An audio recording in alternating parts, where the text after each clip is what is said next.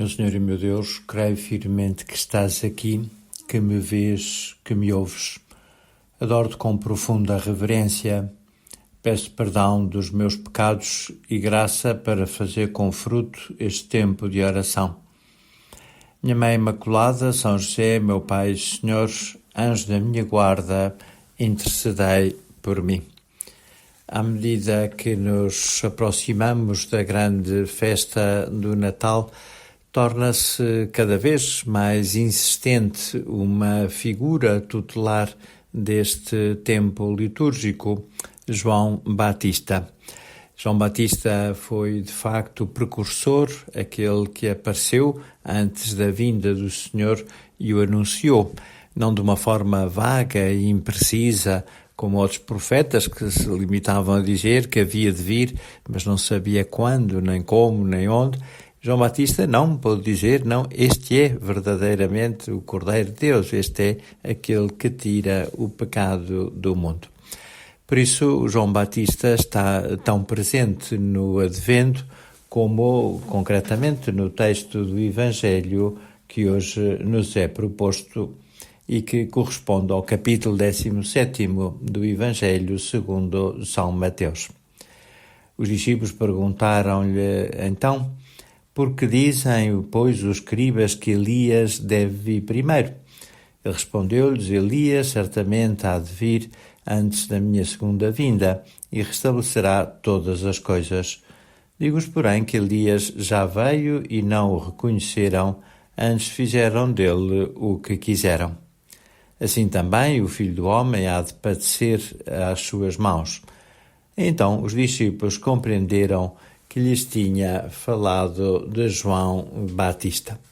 De fato, Elias tinha sido um profeta que tinha sido arrebatado ao céu. Não tinha morrido, pelo menos não constava a sua morte. E por isso também se dizia que ele havia de regressar antes da vinda do tão desejado e prometido Messias. E por isso mesmo perguntam a Jesus se ele é de facto o Messias. Então onde é que estava o tal Elias que devia ter vindo antes para anunciar a sua chegada? E Jesus explica que, de facto, esse Elias que estava para vir já tinha vindo, era João Batista, mas não tinha sido bem acolhido, não tinha sido respeitado antes, pelo contrário. Sabes, de facto, João Batista é uma figura muito próxima de Jesus, em primeiro lugar por uma razão familiar. Eram primos, as mães eram parentes e parentes chegadas, parentes próximas.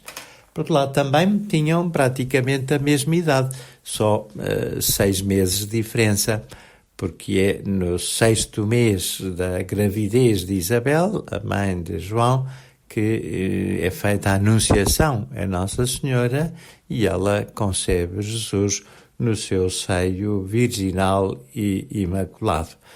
Talvez até fossem bastante parecidos, uma vez que tinham praticamente a mesma idade e também tinham esse parentesco. E Jesus, sendo apenas filho de Maria, só com ela se podia fisicamente parecer.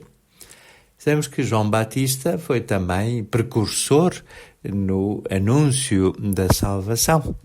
É ele que prepara os homens, seus contemporâneos e seus conterrâneos, para que estejam preparados, que estejam atentos para a vinda de Jesus.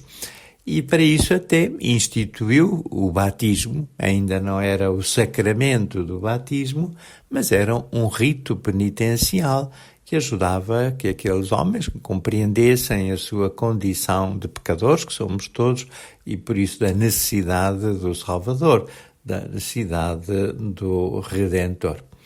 Também foi precursor de Jesus na medida em que ele formou alguns daqueles que depois seriam apóstolos de Nosso Senhor. André e João, por exemplo, antes de serem discípulos de Cristo, o foram de João Batista. E até o próprio João Batista que lhes indica a Jesus, que diz que aquele era o Messias que havia de vir, e por isso mesmo, a partir dessa altura, aqueles 2 discípulos, que eram irmãos de outros 2 discípulos, André era irmão de Pedro e João era irmão de Tiago, deixaram de andar com João Batista e passaram a fazer parte do grupo dos apóstolos de Jesus. E ainda mais uma coisa em que João Batista também foi precursor de Jesus, porque foi mártir, deu a sua vida pela verdade. Quando Herodes vivia de uma forma escandalosa, e se calhar ninguém, por receio às represálias do tirano, se atrevia a chamar-lhe a atenção para aquela forma pecaminosa de viver, João, pelo contrário, teve a coragem de lhe fazer ver que ele não podia viver em adultério, que não podia ter como sua mulher aquela que era a mulher do seu irmão. E essa proclamação da verdade custou-lhe a vida, porque no aniversário da filha da amante, esta pediu a Herodes que matasse João Batista e de fato, Herodes, para agradar à rapariga, para satisfazer também a sua mãe, acabou por cometer esse crime. E daí que o martírio de João Batista também é precursor em relação à morte violenta de Cristo por amor à verdade. De facto, sabemos que Nosso Senhor chama também a nossa atenção para que não só Elias, ou este grande Elias, que é João Batista, foi maltratado, mas também ele havia de o ser. Disse Nosso Senhor: digo-vos, porém, que Elias já veio e não o reconheceram, antes fizeram dele o que quiseram, e assim também o Filho do Homem há de padecer às suas mãos. Está aqui já um anúncio velado da sua paixão e morte na cruz. Dizemos que, de facto, assim se cumpriu há 2000 anos, porque Jesus morreu crucificado, esse mesmo bebê que esperamos com tanta alegria que há de nascer no dia de Natal, é o mesmo que depois veremos crucificado quando, na Semana Santa, comemorarmos a sua paixão e morte na cruz. Mas sabemos também que Jesus, que sofreu fisicamente a sua paixão e morte, também agora sofre não poucas desconsiderações e não poucas ofensas, sobretudo no Santíssimo Sacramento da Eucaristia, onde está real, verdadeira e substancialmente presente, mas onde é tantas vezes desrespeitado, esquecido, diante do qual tantos cristãos passam indiferentes, onde está tantas vezes tão só. Por isso mesmo, como sabemos, o anjo ensinou aos pastorinhos de Fátima uma bonita oração que também nós podemos rezar, precisamente em desagravo pelas ofensas que Jesus padece sobre a forma eucarística. E feito, o anjo disse-lhes, e assim eles repetiram: Santíssima Trindade, Pai, Filho e Espírito Santo, adoro-os profundamente e ofereço-vos o preciosíssimo corpo, sangue, alma e divindade de Jesus Cristo, presente em todos os sacrários da terra, em reparação dos ultrajes, sacrilégios e indiferenças com que ele mesmo é ofendido. E pelos méritos infinitos do Santíssimo Coração e do Coração Imaculado de Maria, peço-vos a conversão dos pobres pecadores. Que bonita oração para rezarmos todos os dias, que bonita oração para rezarmos de joelhos diante do sacrário.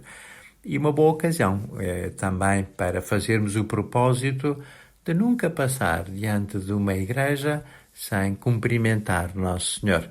Se calhar não podemos entrar, se calhar não nos podemos ajoelhar, se calhar até estamos de carro, ou estamos no caminhonete, ou estamos no comboio, mas ao ver uma igreja, procuremos dirigir uma pequena oração a Jesus para que ele, que é tão esquecido e é tão humilhado, possa sentir o nosso afeto e no nosso afeto sentir também um desagravo pelos ultrajes, sacrilégios e indiferenças que padece no Santíssimo Sacramento.